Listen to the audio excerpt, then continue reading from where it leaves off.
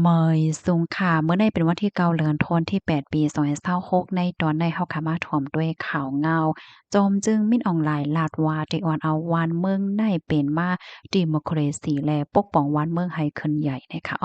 เมื่อวันที่7เดือนธันวาคมที่8ปี2026ในมีข่าวเงาออกมาว่านายมงคลสุรสัจจะโฆเป่าสภาเมืองไทย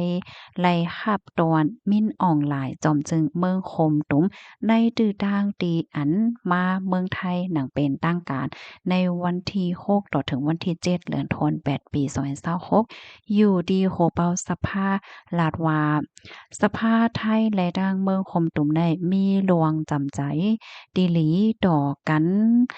อำว่าได้เป็นหลวงโฮมมือเนี่ยค่ะเนาะ หลายป่าหลายฝ่ายก็เปิดจังหนังนั้นเสียวแลไหนหันถึงว่ากึ่งลิมีลวงโคมมือกันปัดปูลูเมปักเปิงและลองเป็นไปแหลกลายลองเฮ็ดตั้งสร้างอันลีต่อกัน วงกลางตั้งสองสภาเปิดตาหับมือโจมลองเข่งตาใหม่ๆดีอันโฮบหญ้าอำว่าได้เป็นลวงข้องคำสิ่งแวดล้อมลวงอายก้องอายกว้านอันมาตั้งปอตอนแหลนเลนจังไหนคะเนาะอำว่าได้เป็น กว้านไฟว่าแม้นำมีกล้องว่าสังว่าจังใดปัญหายาเมากำแลลวงเฮ็ดตั้งสร้างอันนำจ้อมปักเปิงลวงก้าก้นลวงเรียนกันตั้งออนไลน์อันเตอร์เคิกกำซื้อต่อรองมันกึมป้ายมักมีแลก้นวันก้นเมืองตั้งสองจึงเมืองและในนามสภาไทยเสยินหลีดีเดกำเทียมปันแห้งและ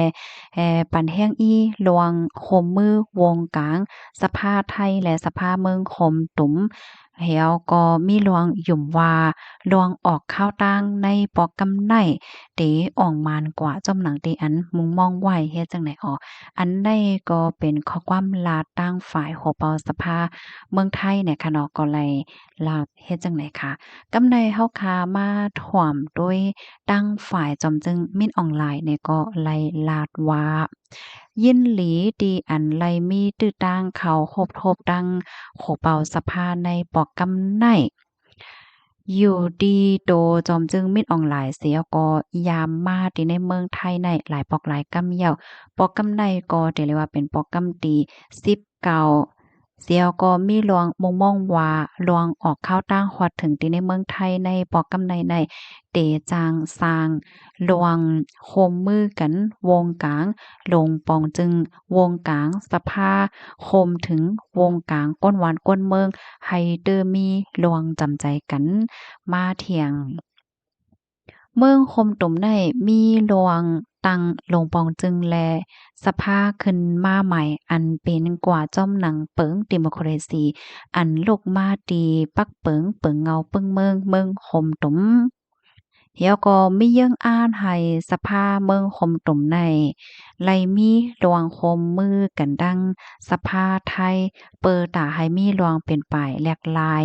แม่งปันโตทบกันจังไหนลาดเทียงว่าเมืองโฮมตุ้มแลไทยในเป็นเมืองที่อันมีลวงจำใจอันลีต่อกันอำว่าได้เป็นลวงฟิงเงฟิงทุ่งลวงศาสนาโคมป้าถึงต่างเจอต่างลวงแทงมีลองตั้งหยุ่มยำว่าในอนาคตลวงมืดกื้อจำใจนั่นยิ่งแค้นเตเตอมีลวงจำใจกันเด้อเหลือมาเทียงเปิงลงมันได้แต่ก็ลวงโคมมือกันแกลิดปัญหา หมอกควันค่ะเนาะไอ้ก้องไอ้กว้านเนี่ยป้อฮอดถึงมาข้าวโหปีหรือจังได๋ในคณะมันจะมีกว้านไฟไอ้ก้องไอ้กว้านจังได๋ตั้งป้อตอนแลนลิ้นเฮ็ดให้ปยก็ลวงข้องขำแม่น้ำอ่ำจึนไสคบทบหันอันมีก้องในแม่น้ำในมีตั้งป้อตอนเหนือตั้งเมืองไทยตอนเหนือค่ะเลอเซนั่นไหนก็ลาดป้าว่านั่นค่ะล่ะเนาะเป้ซ้ำว่าหลวงปองการในเมืองใน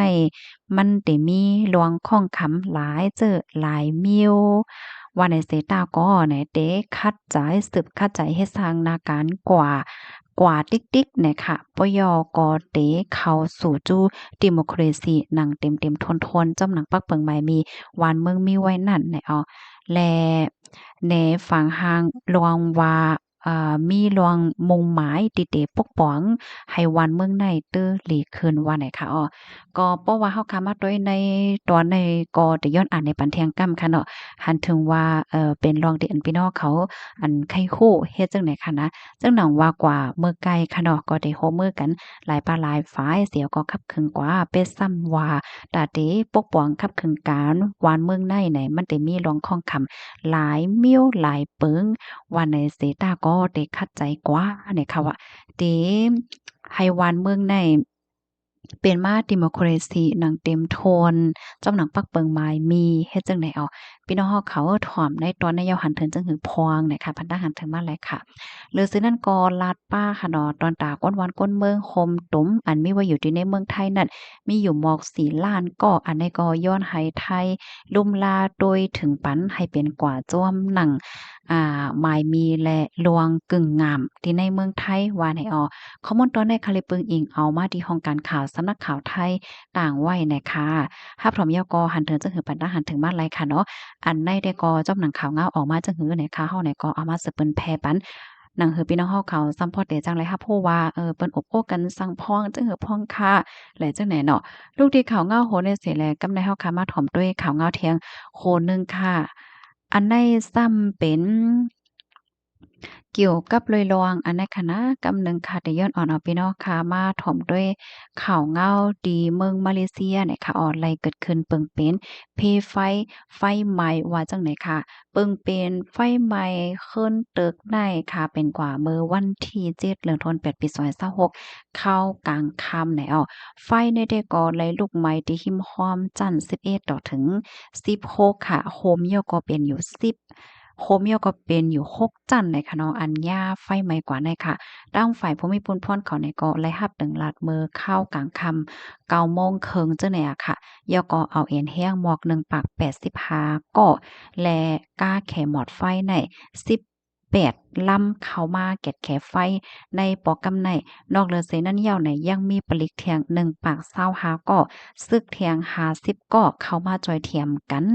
อ่อนหน้าในมีข่าวเงาออกมาค่ะเนาะว่าได้ยินเสียงโพ่งแตกหลายปอกหลายกำเฮ็ดจังเนี่ยปยก็มีอันเพิ่นเล็กเพิ่นลายเจเลยจังได๋นะปิวออกมาค่ะตั้งฝ่ายภูมิพลพรเขาเนี่ยก็ไล่มีหลวงเข่งตะไล่ตื้อสติเหี่ยวก็เฮ็ดสังนาการแกดแขไฟกว่าในย้อนก็เปอสั่งแลไฟไหม้ในปอกกำในได้ก็ยังอำไปโคค่ะตั้งฝ่ายภูมิพลพรเขาก็ได้เก็บหอมตอมจุกข้อมูลเสาะแสหลักฐานมันเหี่ยวก็ได้สืบหากว่าเที่ยงย้อนก็เปิดทางแลเป็นในข้อมูลตอนนี้ก็คาลิเปมาที่ห้องการข่าววอลฟอรัมต่างไว้เพไฟในก็ลีโกไว้หนึ่งเก่าค่ะเนาะเพราะว่ามันเป็นมายาวในเพราะว่าเป็นหลายๆจั่นอำนั้นก็ขึ้นที่อยู่จำกันหลายจังเนี่ยเนาะ